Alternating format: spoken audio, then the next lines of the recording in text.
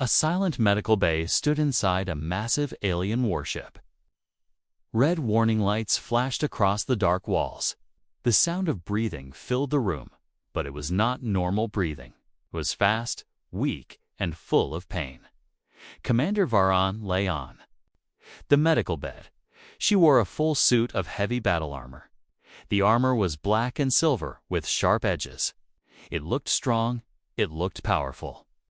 But right now, it was killing her. Her armor had locked itself after the last battle. The locking system had failed. No one could open it. No one knew the right code. And Commander Varan was slowly suffocating inside her own suit. Several alien soldiers stood around her bed. They were tall, strong beings with gray skin and sharp eyes. They were known across many worlds as fearless warriors. But right now, they looked scared. "She's getting weaker," one soldier said. "Open it faster," another shouted at the engineer. The engineer was a small alien with long fingers.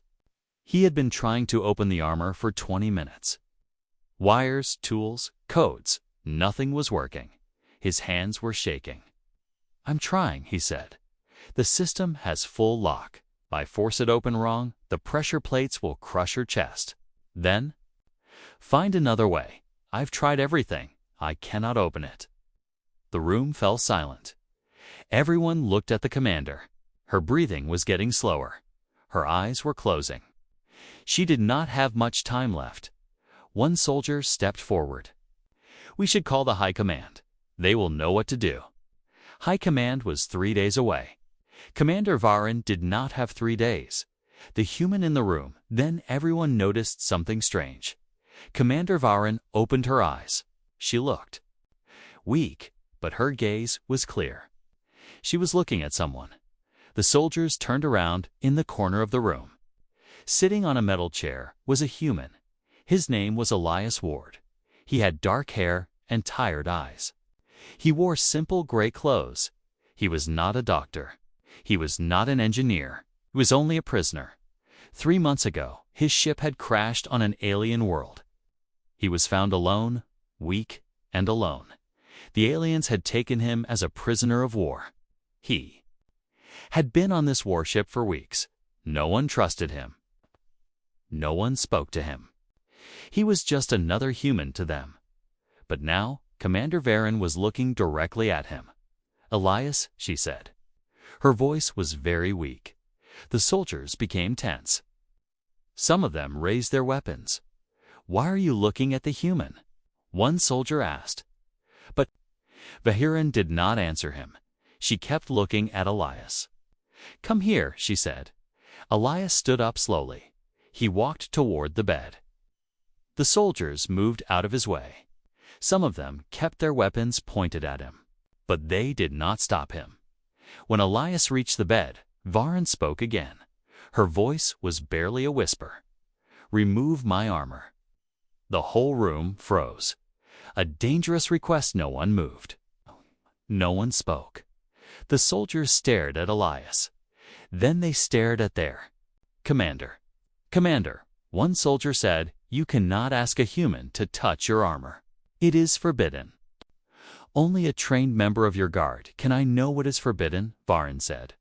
Her voice was weak but firm. "I am giving the order. Let the human remove my armor." The soldiers did not understand. They looked at each other with confusion and anger. Among Varan's people, armor was not just protection. It was honor. It was identity. To wear battle armor meant you were strong, proud, and trusted by your people. To remove it in front of others was a sign of deep respect or deep weakness, and to let a human touch it. That was unthinkable. "Why?" one soldier asked. "Why a human? We have the best engineers on this ship. We have doctors who have saved thousands of lives. Why him?" Varan closed her eyes. When she opened them again, they were full of something. The soldiers had never seen in her before. Fear, but also trust. "Because he is the only one who will try," she said. "The others are afraid of breaking the rules. he is not. The soldiers did not like this answer. But Commander Veyron was still their leader. They had no choice but to obey. Elias looked at the armor carefully. He saw the damaged plates. He saw the failed locking system. He saw the air vents that had stopped working. Then he saw something else. A small, hidden lock beneath the shoulder. Plate that was so small that no one had noticed it. The design was clever. It was meant for emergencies only. Even Varine's own engineers had missed it. But Elias had seen it. How did a human know about an alien lock? Elias placed his hand on the hidden lock. He looked at Veyron one last time. She gave a small nod. He pressed the lock. A soft click echoed through the room. Then everything changed. A soft click echoed through the silent room. For a moment, nothing happened. Everyone held their breath. The soldiers gripped their weapons tighter. Some of them whispered prayers in their native language. Others simply stared at Elias with cold, angry eyes. Then the armor began to move. A small panel beneath Veyron's shoulder plate slid open with a quiet hiss. Air rushed out. The pressure inside the suit released slowly, carefully, exactly as it should. Elias had done something the alien engineers could not. With one touch, he had opened a lock that no one knew existed. The room exploded with noise. "How did you do that?" the engineer shouted. His eyes were wide with shock. He pushed forward and looked at the open panel. "That lock is not in any system. It is not in any design. How did you know it was there?" Elias did not answer. He was focused only on the armor, but the soldiers were not satisfied with his silence. One of them grabbed Elias by the arm and pulled him back. "You are a spy," the soldier said. His voice was loud and full of anger. "You have been studying our technology. You found this lock before you came to this ship." Elias looked at the soldier calmly. There was no fear in his eyes, only patience. "If I was a spy," Elias said quietly, "why would I help her?" The soldier had no answer. But he did not let go. Varine's voice before the argument could continue. Commander Veyron spoke again. Her voice was still weak, but it carried power. The kind of power that came from years of command. "Release him," she said. The soldier hesitated. "Commander, I must. That is an order." The soldier's grip loosened. He stepped back slowly, but his eyes never left Elias. The other soldiers watched with tight jaws and folded arms. They did not trust the human. They would never trust him, but they trusted their commander. And right now, their commander trusted. The human. Elias moved back to the bed. He looked at the armor again. The shoulder panel was open, but this was only the first step. The chest plate was still locked. The neck seal was still tight, and the air system was still broken. Veyron watched him work. Her breathing was still difficult, but something in her eyes had changed. She was not afraid anymore. She was curious. "Where did you learn this?" she asked. Her voice was very soft. Elias thought for a moment before answering. "I worked in rescue operations," he said, "on the edges of human space, where things break, where people get trapped. I learned to look at broken systems and find the way out." "A rescue worker," Veyron said, "not a soldier." "No, I never wanted to be a soldier." Veyron gave a small, tired smile. "Then you are the first human I have met who does not want to fight." Elias did not respond. He was too busy studying the chest plate. It was larger than the shoulder panel. The locking system was more complex. If he opened it the wrong way, the pressure inside could collapse Veyron's ribcage. The risk grows. The room became quiet again. Everyone watched as Elias worked on the chest plate. His hands moved slowly, carefully. He touched certain areas. He listened to small sounds. He studied the way the metal bent and shifted. The alien engineer watched with growing frustration. He was trained for this. He had studied alien technology for 20 years. But this human, this simple human, was doing something he could not. "It's impossible," the engineer muttered. "The pressure readings are wrong. If you open that plate that way, you will kill her." Elias did not look up. "The pressure is not wrong.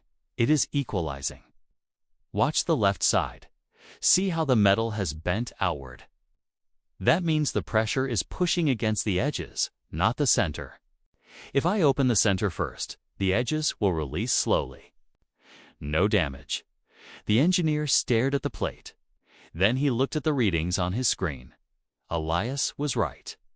The pressure was pushing outward. The engineer had been reading the center data, not the edges. He had been looking at the wrong numbers. For the first time, the engineer felt something strange. It was not anger anymore. It was something like respect. Elias placed both hands on the center of the chest plate. Kay took a deep breath. Then he pressed to hidden release points at the same time. The plate clicked, then it opened. A strange sound-day-long hiss filled the room. Air rushed out of the chest section. The armor was finally releasing. Varine's body relaxed slightly. Color slowly returned to her gray skin. The soldiers watched in silence. Some of them lowered their weapons. Others simply stood with open mouths. Varen took her first full breath in hours. It was loud, deep, and powerful. She closed her eyes and let the air fill her lungs. For a moment, she looked at peace. Then Elias stepped back. "Wait," he said. His voice had changed. There was something new in it. Concerned Varan opened her eyes. "What is wrong?" Elias did not answer immediately. He was looking at the inside of the armor. At the dark marks spreading across Varen's skin where the armor had touched her body. The marks were not normal bruising. They were something else. Something darker. The ship doctor pushed forward quickly. He scanned Varine's body with a small device. The device beeped loudly. Then it turned red. The doctor's face went pale. "No," he whispered. "This is not possible." The ship doctor stood frozen. His hands were shaking.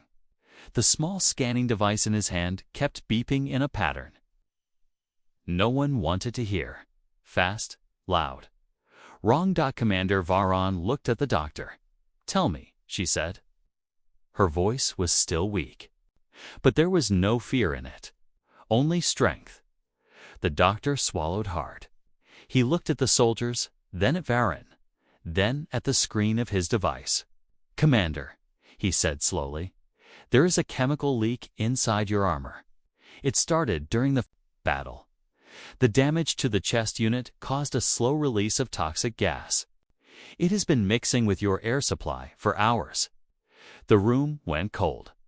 Even the soldiers who did not understand medicine knew what this meant. "Is it dangerous?" one soldier asked.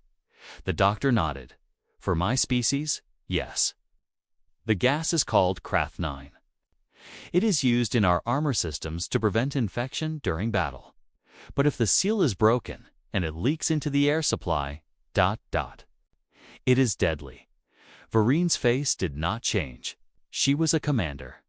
She had faced death before. But the soldiers around her were not so calm. "Can you stop it?"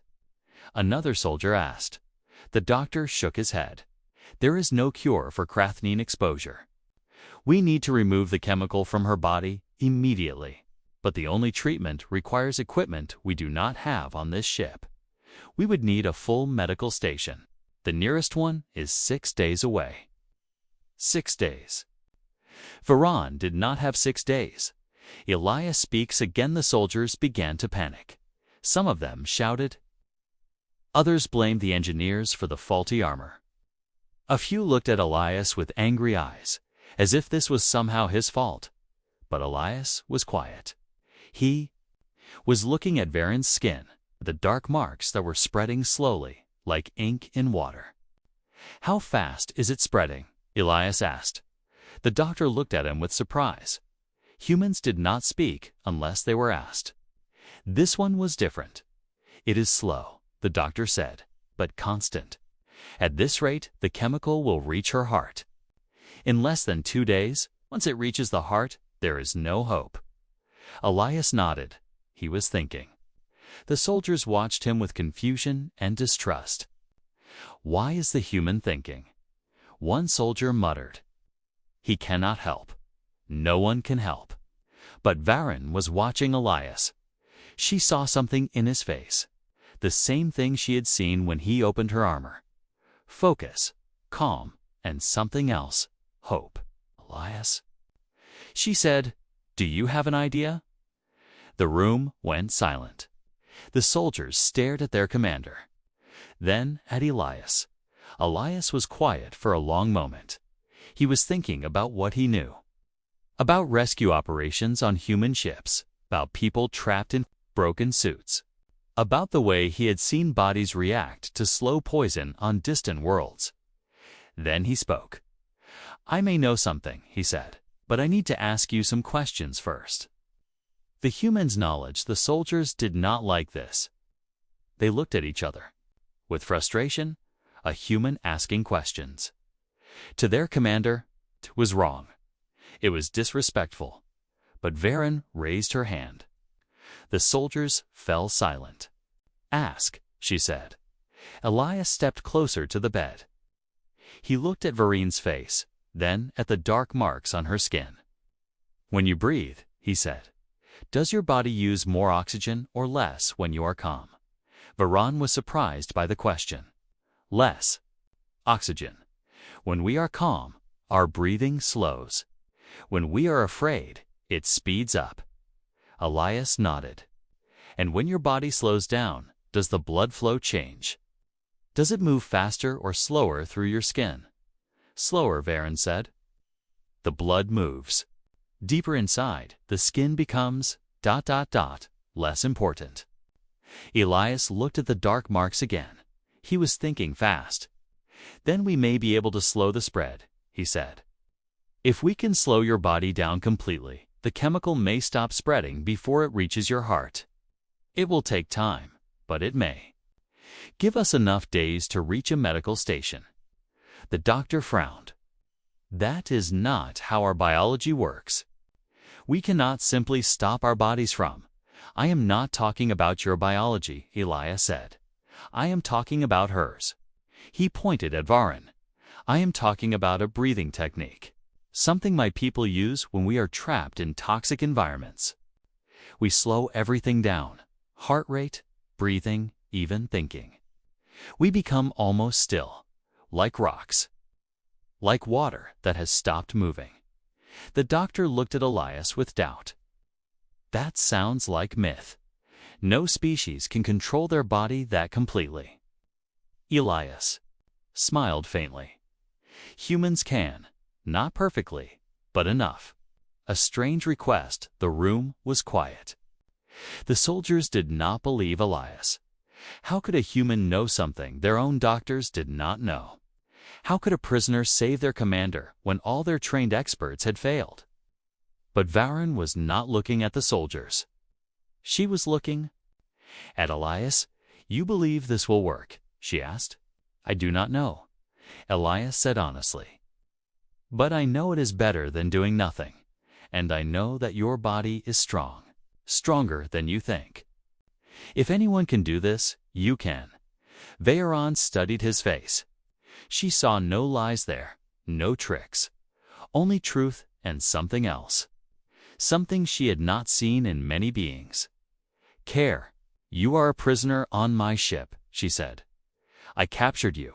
I kept you in chains. Why would you help me?" Elias was quiet for a moment. Then he answered. "Because you asked me to," he said. "When everyone else was afraid to touch your armor, you trusted me. That is enough." Varen closed her eyes when she opened them. Again, she gave a small nod. "Do what you can," she said. Elias stepped forward. He placed one hand gently on Varen's shoulder. "Close your eyes," he said. and breathe with me." The soldiers watched as Elias placed his hand on Varine's shoulder. His eyes were closed. His breathing was slow and steady. After a moment, Vaharin closed her eyes too. Her breathing began to match his. In, out, slow, calm. It looked simple, too simple. "This is foolish," one soldier muttered. "A human cannot heal our commander with breathing." "Be silent," another soldier said. But even his voice showed doubt. The room stayed quiet. Minutes passed. The red warning lights still flashed. The medical equipment still beeped. And slowly, something strange began to happen. Varine's body started to relax. The dark marks on her skin stopped spreading. They did not disappear, but they stopped growing. The doctor checked his device again and could not believe what he saw. "It's working," he whispered. "The spread has slowed by half." The soldiers looked at each other with shock. Their distrust of humans was beginning to crack, but not everyone's heart was changing. "Officer." Krath's displeasure in the back of the room. A tall alien stood with his arms folded. His name was Officer Krath. He was senior to most soldiers in the room. His uniform was dark red with silver badges. His eyes were cold and sharp. He had been watching everything. When the armor first locked, Krath had felt nothing. When Varin asked for help, he had felt nothing. But when she asked the human to touch her armor, something inside him had burned with anger.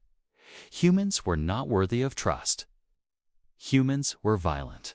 Humans destroyed worlds. This was what Krath believed. This was what he had always believed. And now this human, this prisoner, was succeeding where trained aliens had failed. He was saving their commander with nothing but his hands and his voice. It was wrong. It was shameful. Krath stepped forward. "This is enough," he said. His voice was loud and firm. The room turned toward him. Varine's eyes were still closed, but she heard him. Elias opened his eyes slowly, but did not move his hand. "Continue," Varin said quietly. Krath did not stop. He walked to the bed and stood directly in front of Elias. "This human is playing with your mind," Krath said. "The marks are not slowing. The breathing trick is a lie. You are getting weaker, Commander, and this human is using you." Elias looked up at Krath calmly. The doctor checked the readings. "You can see them yourself." "I do not need to see readings," Krath said. "I know what humans are. They lie, they trick. They use kindness as a weapon. This one is no different." A question of loyal Teverine opened her eyes. She looked at Krath with a gaze that could cut through steel. "Officer Krath," she said. Her voice was weak but sharp. "I did not ask for your opinion." "With respect, Commander, I am giving it anyway," Krath said. "This human should not be here. He should be in chains, not touching your armor, not speaking to you, not pretending to help you." Elias kept his voice calm. "If you want your commander to die, then stop me. But if you want her to live, let me continue." Krath's face turned dark. "How dare you speak to me, human? You are nothing." "You are, she is listening," Elias said quietly. "So am I, and so should you." The room went silent. No one had ever spoken to Officer Krath like this, not even the other commanders. The soldiers waited to see what would happen next. Krath's hand moved toward his weapon. His fingers touched the handle. For a moment, it looked like he might draw it, but then the doctor spoke. "Officer," he said, "the readings are clear. The human's method is working. The chemical spread has slowed by half. This is a fact, not a trick, not a lie." Krath looked at the doctor, then at the screen. The numbers did not lie. The chemical had stopped spreading as fast. The human was actually helping. Krath's hand fell away from his weapon, but his eyes stayed cold. "This is not over." he said. Then he turned and walked out of the room. The price of Predafter Krath left. The room felt lighter. The soldiers relaxed slightly. The doctor continued to monitor Varen's condition. And Elias kept his hand on her shoulder, guiding her breathing. "You're doing well," Elias said softly. "Keep going. Don't stop." Varen's lips curved into a small smile. Even now, even in pain, she found strength in the human's calm voice. "How long must I do this?" she asked. "As long as it takes," Elias said. "We need to reach a medical station. Until then, you breathe. You stay calm. You stay alive." Varen nodded. She closed her eyes again and focused on her breathing. In, out. Slow, calm. The hours passed. The soldiers took turns watching. Some of them brought food. Others brought water. A few even brought blankets for Varan.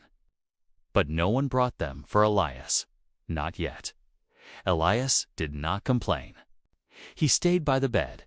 He watched Varen's face. He watched the marks on her skin. He watched every change in her breathing. He did not rest. He did not sleep, and slowly, hour by hour, Varan began to improve. A secret plan, meanwhile. Officer Krath walked through the dark corridors of the ship. His boots echoed on the metal floor. His face was hard with anger. He could not let this continue. A human saving their commander. It was an insult to everything he believed. It was an insult to their species. Krath reached his private quarters. He sat at his desk and opened a hidden screen. A code appeared. He typed quickly. A message was sent to a secret contact on a nearby station. "Change of plans," Krath typed. "The commander is alive. She may stay alive. This cannot happen. Find another way. End this before we reach port." He sent the message. Then he closed the screen and stared into the darkness. The human would not win. Neither would Varen.Krath would make sure of it. The next morning came slowly. The red warning lights had finally stopped flashing. The ship was quieter now. Most of the soldiers had left to rest. Only a few stayed in the medical bay, watching Commander Varan breathe. She looked better. The dark marks on her skin had not spread since last night. Her breathing was slow and steady. And for the first time in days, her face showed no pain. Elias had not moved from her side. He sat on the same metal chair, his hand still gently resting on her shoulder. He had not slept. He had not eaten. He had only watched and guided her breathing through the dark hours. The doctor approached him quietly. "You should rest," the doctor said. "You have done enough." Elias shook his head. "Not yet. She's not safe yet." The doctor looked at Elias with something new in his eyes. It was not respect exactly. It was something closer to curiosity. He had never seen a human work this hard for someone who was not their own kind. "Your people," the doctor said. "You are very strange." Elias gave a tired smile. "Oh, we know." The ship's data logs while Elias watched over Varan. The doctor returned to his office. He wanted to study the armor damage more closely. If they were going to reach a medical station, they needed to understand exactly what had gone wrong. He connected his device to the ship's main computer. The armor had recorded everything during the battle. Every system, every reading, every change. The doctor searched for the moment the armor first locked. The data appeared on his screen. He studied it carefully. At first, everything looked normal. The armor had taken damage from enemy fire. The seals had weakened. The locking system had reacted as it should in an emergency. But then something strange appeared. The doctor looked closer. The data showed that 30 minutes before the battle, the armor settings had been changed. Someone had accessed the system remotely and turned off the safety locks. The armor had been sabotaged. The shocking truth, the doctor's hands began to shake. He checked the access records. The changes had been made from a private terminal, a terminal that only a few people could use. One of those people was Officer Krath. The doctor felt his heart beat faster. He checked the records again. The timestamp was clear.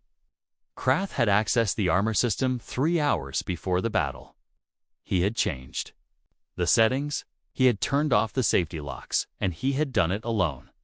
The doctor stood up quickly. He walked back to the medical bay. His face was pale. His eyes were wide. "We have to tell her," he said to himself. "She has to know." But as he reached the door, he stopped. He looked at Officer Krath's empty seat. The officer had not returned. Since last night, where was he? The confrontation, the doctor found Krath in the ship's control room. He was standing near the main screen, watching the stars move past. "Officer Krath," the doctor said. His voice was steady, but his hands were not. Krath turned slowly. "Doctor, how is the commander?" "She is alive," the doctor said. Because of the human, Krath's face did not change. "I see." The doctor stepped closer. He kept his voice low, so the other soldiers would not hear. "I checked the armor logs," he said. "I know what you did." For a moment, Krath said nothing. The two aliens looked at each other. The control room was quiet. Only the hum of the ship's engines filled the silence. Then, Krath smiled. It was a cold, empty smile. "Do you?" he said. "And what exactly do you think you know?" "You changed the armor settings before the battle," the doctor said. "You turned off the safety locks. You tried to kill our commander." Krath's smile disappeared. His eyes became cold and hard. "Careful, doctor," he said.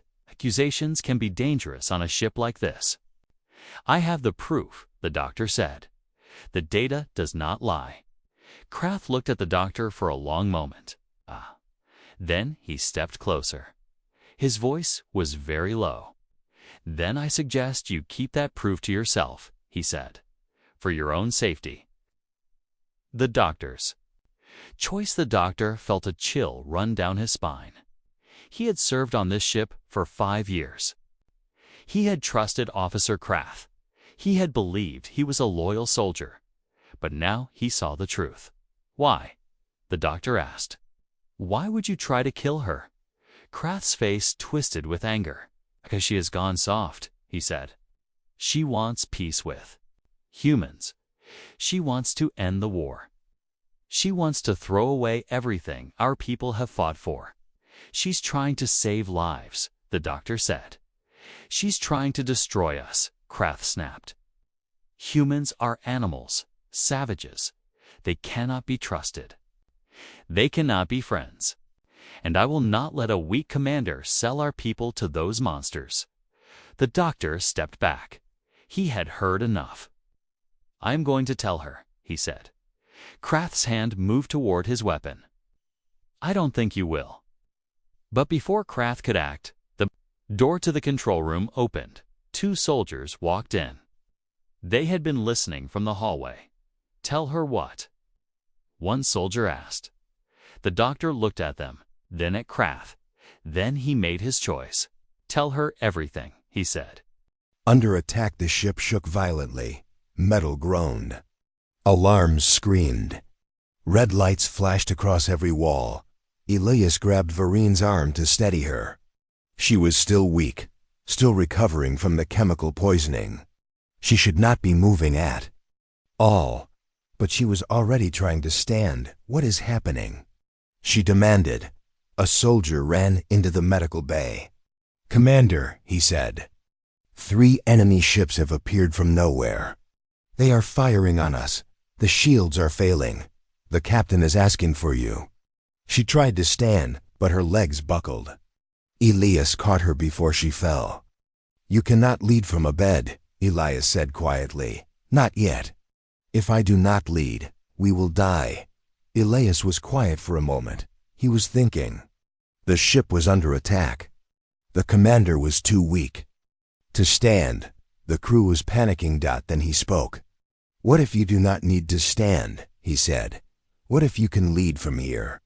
A different kind of battle. Vareen looked at Elias with confusion. Then he walked to the medical bay's communication panel. He activated it. This is wrong, the soldier said. But the captain. They trust their commander. Even from here, your voice can reach them. Your orders can guide them. Varen stared at Elias, then something changed in her eyes. Understanding and respect. Open the channel, she said. The soldier hesitated.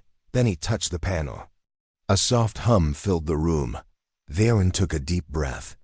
When she spoke, her voice was calm, strong, commanding. All ships and all hands, she said. This is Commander Varen. I am alive. I am in the medical bay, and I am still in command. Her words spread through every speaker on the ship. Soldiers who had been panicking stopped. Officers who had been shouting began to listen. Commander, the captain's voice came through. We are taking heavy damage. The enemy ships are too fast. We cannot hold them. Then do not. Hold, she said. Move. Use the asteroid field on our left. Make them follow. If they cannot shoot straight, they will crash. The captain paused. Commander, that is risky, Varen said. Lilias's idea the ship changed. Course, it dove toward a field of dark spinning rocks. The 3 enemy ships followed, firing relentlessly. 2 of the ships collided with rocks and pulled back to repair. 1 ship kept coming. It's targeting our engine core, the captain shouted. If they hit it, we are dead. Varen closed her eyes. She looked at Elias. Can you think of anything? He saw the enemy ship. He saw the ship's weapons. He saw the pattern of their fire. Then he saw something else. Their weapons have a cooldown, he said. After every 3 shots, they pause for 2 seconds. If someone fires at them during that pause, they will not be able to return fire. The captain heard this through the speaker. How can a human know that? Because humans fight wars too, Varen said. Trust him. The captain hesitated. Then he gave the order. The ship turned sharply. It faced the enemy vessel. The enemy fired 3 times. The enemy ship had no time to react. The blast hit their weapons system directly.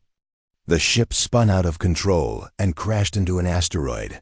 Silence fell across the channel. Then, slowly, cheers began to echo through the ship. After the battle, the 2 remaining enemy ships had retreated. The battle was over. The ship had survived, Varko. Her body had pushed itself too hard, but she was alive. And the ship was alive. The doctor rushed in and began checking her vitals. The soldiers gathered in the doorway, watching with relief in their eyes. Varen looked at Elias. He was standing in the corner, quiet and still. He had not celebrated. Come here, Varen said. Elias walked to her bedside. You saved us, she said. Again, Elias shook his head. You saved yourselves. I only gave ideas, Varen smiled faintly. That is what humans do, isn't it? You give ideas, you solve problems. He did not need to dot a new beginning. 3 days later, the ship reached a medical station. Varen was taken to a proper healing room.